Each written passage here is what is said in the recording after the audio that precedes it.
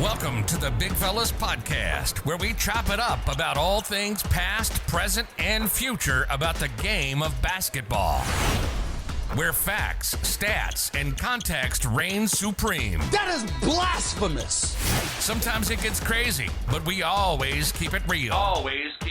Get ready to learn from players, coaches, and fans from all levels of the game and see the court in a brand new way.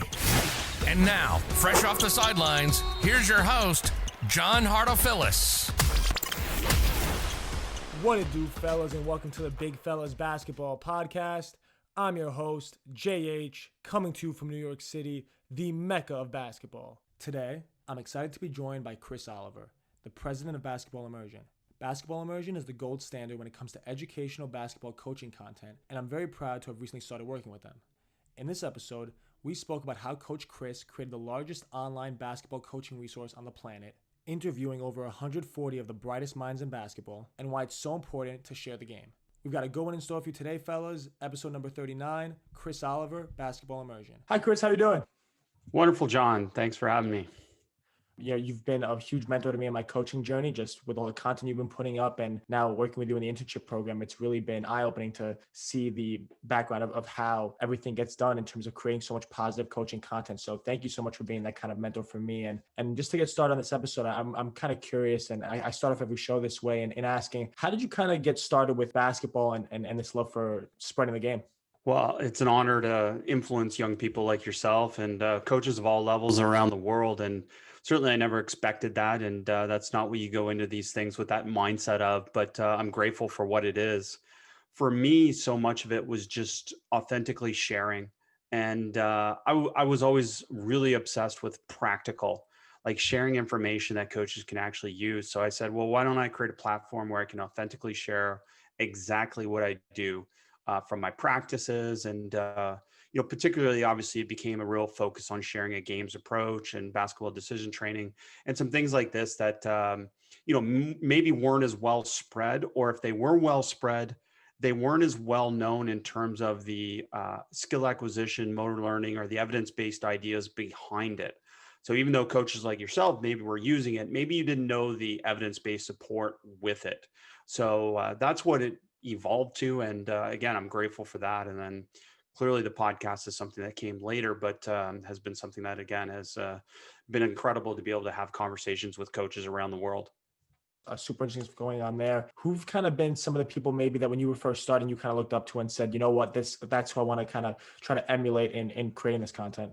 Well, it's interesting. I guess the biggest name would be Don Meyer. When I was young and a young coach coming up, he was a guy that shared, and young people definitely need to go back and dive into the archives of the Don Meyer stuff. And even though, again, like with all coaches, there's not one coach that you philosophically agree with or you love everything they do. But for me, what was always the part that impressed me, and I had a great chance to be able to meet him and bring him up for a clinic at the University of Windsor, was just his sharing. He took great pride in his servitude to the game. And I always said that if I could be that type of person that gave back into the game, and even in a small way, then I would feel that I not just took from the game, but I was able to give back. And that was definitely a goal. For sure. I definitely put a little note down to check out his content, because whatever way there are to grow the game and grow my knowledge of the game, I'm definitely going to take that opportunity. What was kind of like that starting process, like maybe the first day where B-Ball Immersion was kind of an idea in your head? Like, how did you go about, as great as that idea was, how to execute it? What did that look like for you? Well, I think it's such an important lesson for everyone. And I'm that person. And I usually qualify that with people in conversation after, say, somebody offers something to me, said, oh, look, if you ever want to visit, I stop them and say, listen, if you're serious, I'm the person that takes you up on that offer. A coach in passing once said, hey, I'd love for you to come to Italy to visit me. I said, Coach, if you're saying that, I just want you to know that I know a lot of people don't follow up on that and they don't go with that. I'm the person that does. And I got a chance 8 years ago to go to Italy simply because somebody offered, and great experience with that. So what Basketball Immersion was at first was clearly an idea. The online world was evolving. My wife and I, both at the same time, Jen Oliver, who runs Lev Fit Mama, we both dove into it. We learned more. And another lesson that applies to so many people is at first, when I was ready to go, somebody else started an online basketball business before me that I initially was, maybe mine's not good. Maybe mine's not good enough, and I had that doubt. And I think we all go through that as coaches and as people. And gratefully, I got beyond it. And I said, listen, even if theirs is really good, which it was, I was going to make sure that mine was just as good, but it was going to be unique in its own way. And that's really what it's become. Basketball immersion is still very much a niche in the coaching world. And I'm grateful for that niche. But, it's not meant necessarily for mass market. It's not necessarily for everyone, but I hope someday it is.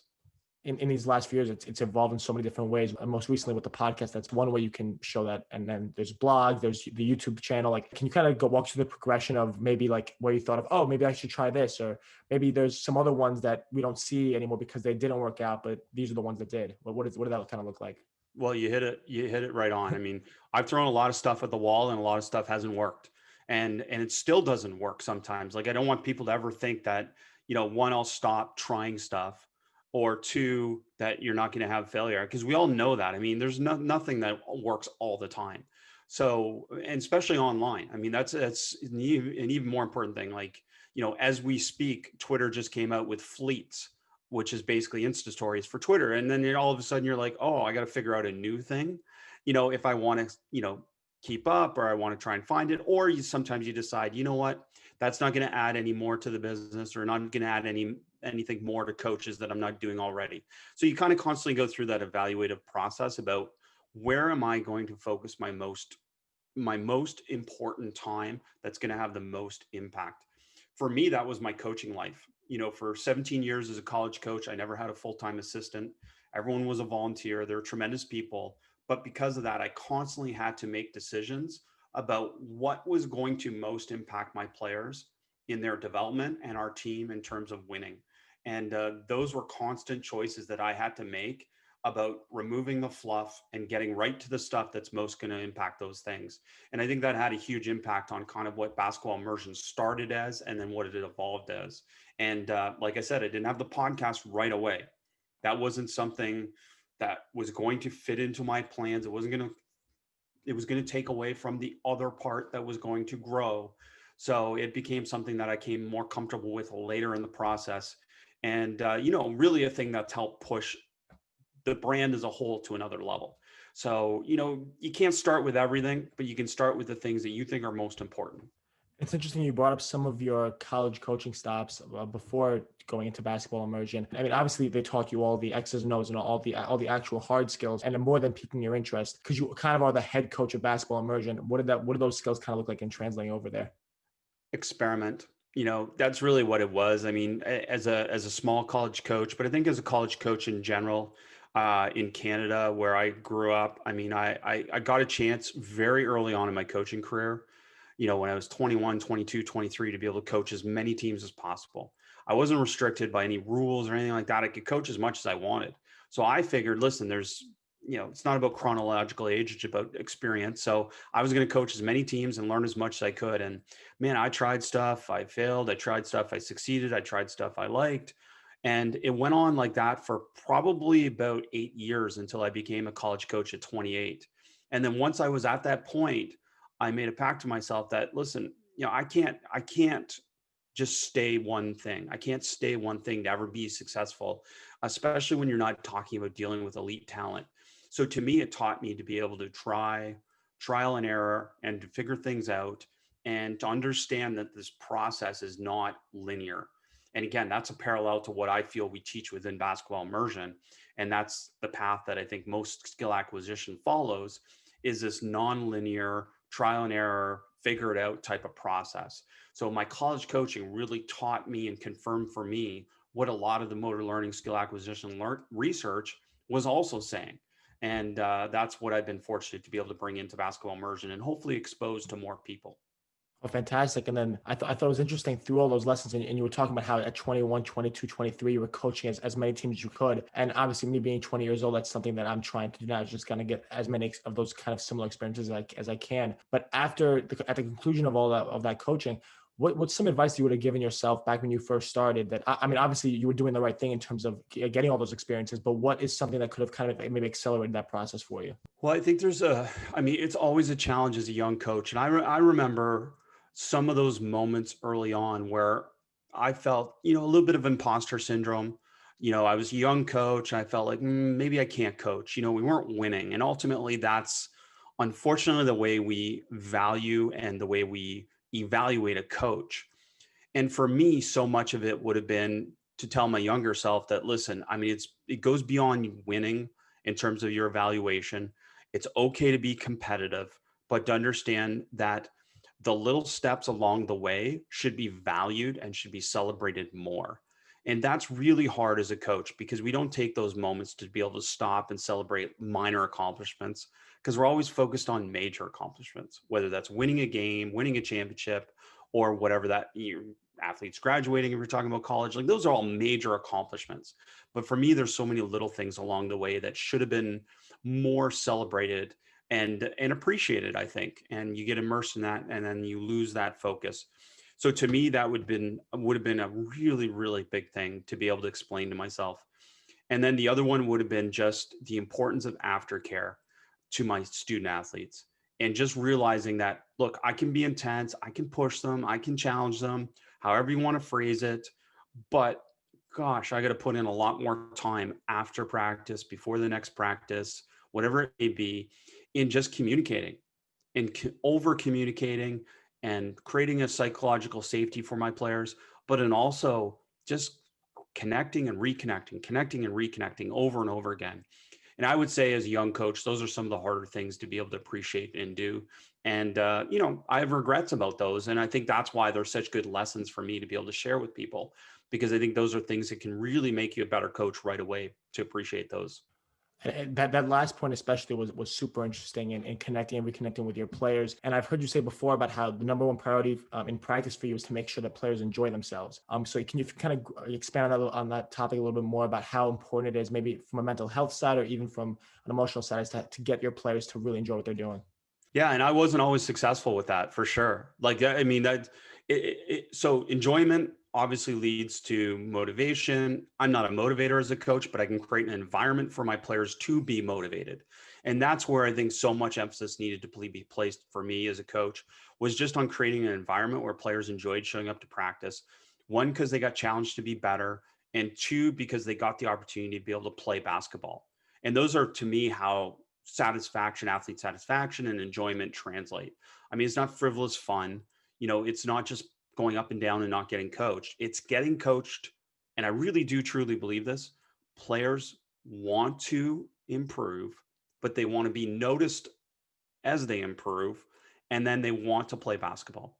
I mean, they want to play basketball. They don't want to show up in practice and just do drill after drill after drill. And that's not to say a certain amount of development for a player is not tedious. It is. It's boring. It's repetitions. It's all those things that we talk about as coaches. But if all of it is, then it's not going to be fun. And we got to make sure that we connect them with what I call dessert, and that is playing basketball. And too many of us in practice build. And then at the end of the practice, they get to have dessert, right? They get to play.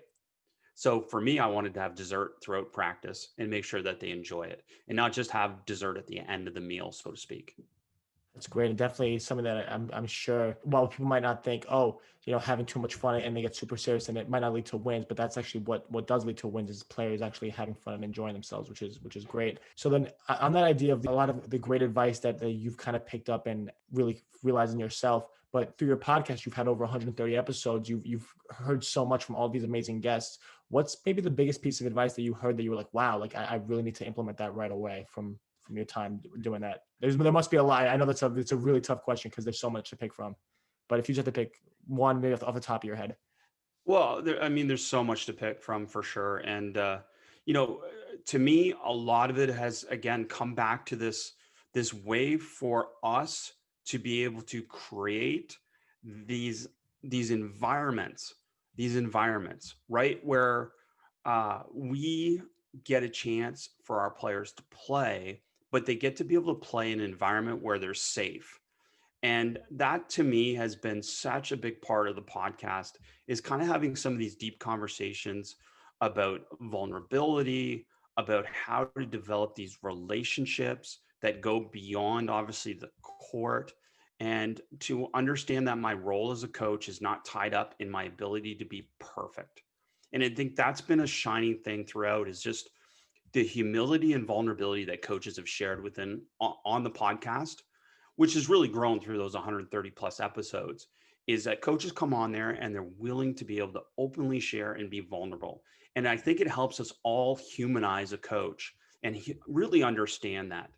And then the other part is obviously with the psychological safety. One of the biggest takeaways is this concept of helping your athletes understand if they belong and if they're doing well. And I can't tell you how many times that's kind of come up in different ways. And to be able to say, okay, woo, did I let my athlete know that they belong? And did I let them know that they're doing well in some way, while at the same time pushing and challenging them? And those themes, I mean, clearly there's so much technical, tactical stuff that's come up too. And there's so many little nuggets and stuff that, oh, I'm like, that's a great idea. I wish I knew that when I was coaching, or I want to coach now so I can try that. But I think so much of it has come back to those things, just understanding. And for our role as a coach to be able to humanize each other. I mean, again, the media doesn't do us any services in terms of how they portray us as coaches. So we need to do a better job as coaches in kind of driving a narrative of saying, listen, we're human. We make mistakes. Our players don't always execute what we want them to execute, right? That happens. And we're also humans playing against humans. So there's all this uncertainty and all these factors that come into play. And, that's what sometimes leads to the fact that, hey, listen, John, I may play against you and we may have a much better team, but you may win that night. And that's part of this human versus human activity that I think is so important. So that has shone through so many episodes and through so many coaches at different levels. Oh, fantastic. And I'm kind of curious too, hearing all that. And you've obviously had so many episodes. I've only had 30 up to this point when we're recording, and my show's already changed so much in terms of my approach and how I've done it. How much has it changed for you? And what have you kind of, in terms of how you've evolved it over the course of 130 episodes? What does that look like for you? So it's a great question, because if I went back to coaching now, how would I be different? Well, I'm not sure how much as a base philosophy I would be that different. But what I think I would be is I would be more focused on certain things that may have been part of my base philosophy, but maybe I didn't emphasize enough or spend as much time on. And I already shared that concept of aftercare. I mean, I understood it. I mean, psychologically, I understood it. And in reality, sometimes I was very aware of the fact that I didn't want to be too controlling of my student athletes. I didn't want to kind of be always in their life. But now I go back to that and say, you know what? They probably needed more of me in some ways, whether it's texting or talking after practice, talking before the next practice, pregame, postgame, whatever it is. And I always felt like somehow I was too much and I needed to be actually more, but more in a way that helped them understand more of what, as we said, come back to, that they belong and that they're doing well. And those things they still shine through to me as saying, okay, if I was to coach again, I need to do more of that, not less of that. And I think I was very protective and probably overprotective of my student athletes' time rather than that. I mean, I definitely still come back to this, and I feel in some cases I was, and I really regret that, but I don't want to be their last coach. Like, I don't want to be their last coach. Now, a natural playing experience for a player, especially at the college level, it ends after college. But I certainly kind of went into it from a young age, from a lot of hard-nosed coaches saying, you know what, if you coach them so hard that somebody doesn't want to do it anymore, you're actually doing a good job. Right. And to me, it's like, okay, I get that, because we want to push, we want to challenge, we want to create competition, but can I still do that and show more of that vulnerability to the athlete and more of that philosophical side? And I think, John, when you listen to me and you talk to me, you see a really deep philosophical side. And it was really hard to balance that with being competitive. And that's another challenge for young coaches is you got to be competitive because you got to push, you got to challenge. But at the same time, can you be vulnerable? Can you be human and show them that humanity side, which I think is, again, equally important. It became easier for me when I had my daughters, to be honest, because my daughters used to come to practice all the time. and they just loved being around the gym. It was nothing to do with basketball. They just loved being around the gym. And it made me much more aware of the fact that, one, I was modeling parenting. Like, a lot of my players didn't have great parental situations. So I'm modeling what it looks like to be a parent. And it also helped me appreciate and understand that, ooh, okay, so what are they seeing from me that will influence them?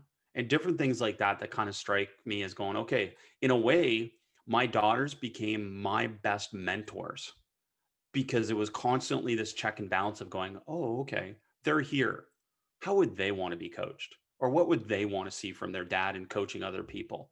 So, sometimes those kind of unseen moments are the moments that kind of impact you the most.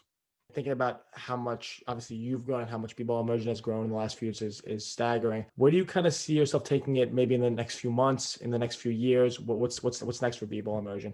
Well, John, you have an unfair advantage because you've been exposed a little bit to this intern program where, we have interns literally from around the world kind of in the back end now seeing some of the things that, we're working on, some of the things that we're growing. And, to me, Alex Sarama has been just an unbelievable resource. This is a compliment, but it's really someone like myself, except younger, so it's someone that is hungry to share. It's someone who has a great passion for learning and a passion for sharing. And to me, that's been a huge part of growth over the next, it's been since he joined last year, but also moving forward, it's going to be him helping to drive some of these initiatives going forward. We're obviously going to not stand still with some of those ideas, and we're going to continue to bring people on board. The basketball podcast is going to continue to grow in terms of its influence around the world.